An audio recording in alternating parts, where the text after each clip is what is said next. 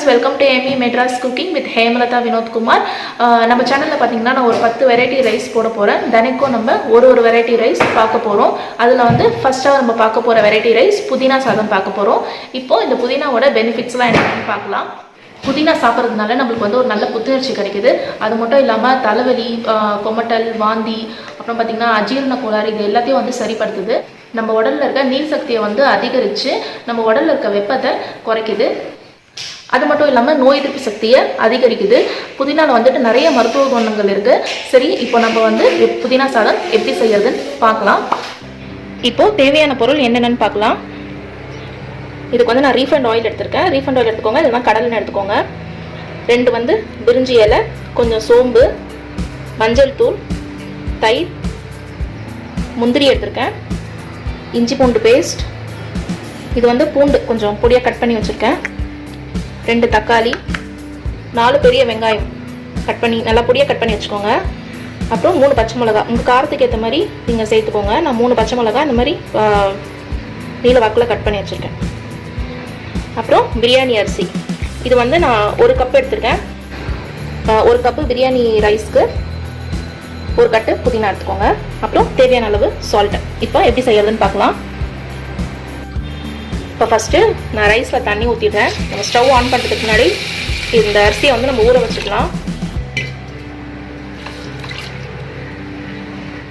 இப்போது ஃபஸ்ட்டு ஒரு பேனில் நான் கொஞ்சமாக ஆயில் சேர்த்துக்கிறேன். இப்போ இதில் புதினாவை சேர்த்துடலாம்.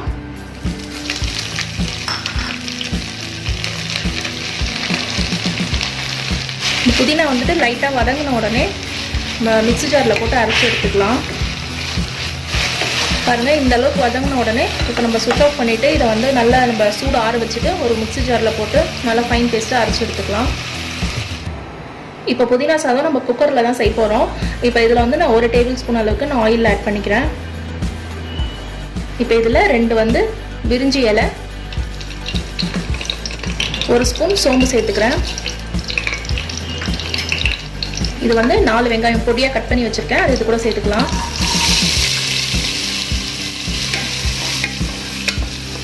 இப்போ இது கூடவே பொடியாக கட் பண்ண பூண்டு, நான் வந்து ஒரு 10 பல்லு பூண்டு பொடியாக கட் பண்ணி இதில் சேர்த்துருக்கேன். அது நல்லா வதக்கிக்கலாம். இதை வந்து இந்த வெங்காயத்தையும் பூண்டையும் வந்துட்டு லோ ஃப்ளேமில் வச்சுட்டு நல்லா வதக்கிக்கோங்க. அப்போ தான் வந்து உங்களுக்கு ரைஸ் வந்து நல்லா டேஸ்ட்டாக இருக்கும் உங்களுக்கு. இப்போ இதில் முந்திரி சேர்த்துக்கிறேன். இதில் இஞ்சி பூண்டு பேஸ்ட்டு 1 ஸ்பூன் இதில் சேர்த்துட்டு இது கூடவே நல்லா வதக்கிக்கலாம். பாருங்கள், இந்த மாதிரி வெங்காயம் வந்துட்டு நல்லா லோ ஃப்ளேம்லேயே வச்சுட்டு வதக்கிக்கோங்க. பாருங்கள், இந்த அளவுக்கு வதங்கணும் வெங்காயம். இப்போ பொடியாக கட் பண்ணி வச்சுருக்க தக்காளியை சேர்த்துடலாம்.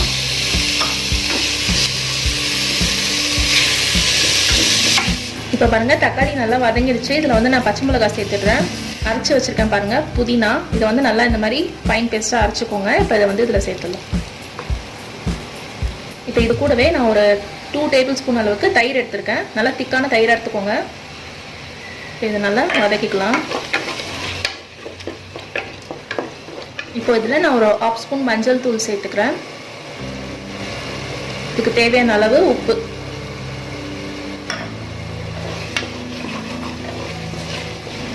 இதுக்கு வந்து நம்ம எடுத்துருக்க காரம் பார்த்திங்கன்னா பச்சை மிளகா மட்டும்தான், வேறு எந்த காரமும் நம்ம சேர்க்கல.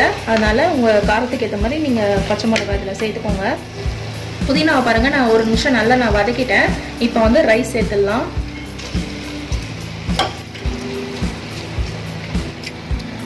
இப்போ இந்த ரைஸையும் நல்லா நம்ம இது கூடவே கொஞ்சம் லைட்டாக வதக்கிக்கலாம்.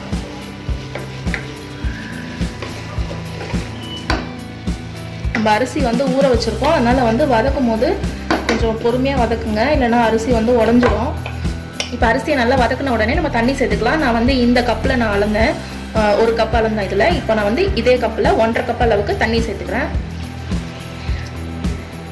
பிரியாணி அரிசிக்கு வந்துட்டு 1 கப்பு அரிசிக்கு வந்து 1.5 கப்பு தண்ணி சேர்த்துக்கோங்க. இதே சாப்பாடு அரிசினா புழுங்கல் அரிசி நான் சொல்கிறேன், அதுக்கு வந்துட்டு 1 கப்பு அரிசிக்கு 2 கப்பு தண்ணி சேர்த்துக்கோங்க. தண்ணி சேர்த்துட்டு சால்ட் எல்லாம் கரெக்டாக இருக்கான்னு செக் பண்ணிக்கலாம். இன்னும் கொஞ்சம் உப்பு போடணும், சேர்த்துக்கிறேன் இல்லை நான்.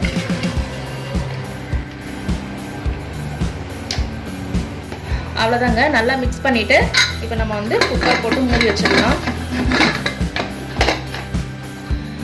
இது வந்து கரெக்டாக ஒரு 5 மினிட்ஸில் நம்ம ஆஃப் பண்ணிடலாம்.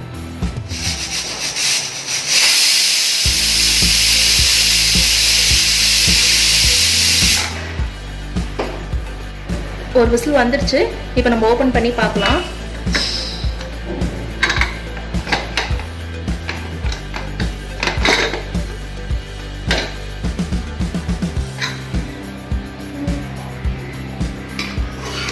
பாருங்க, சாதம் நல்லா வெந்திருக்கு.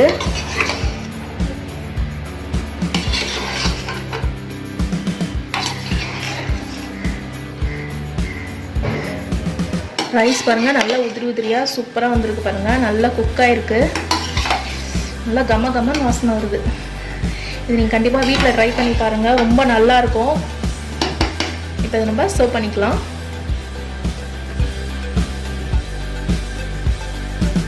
பாருங்க நல்லா சூப்பரான புதினா சாதம் ரெடி ஆயிடுச்சு. இப்போ இது கூட வந்து நம்ம ஆனியன் ரைத்தா வச்சு சர்வ் பண்ணிக்கலாம்.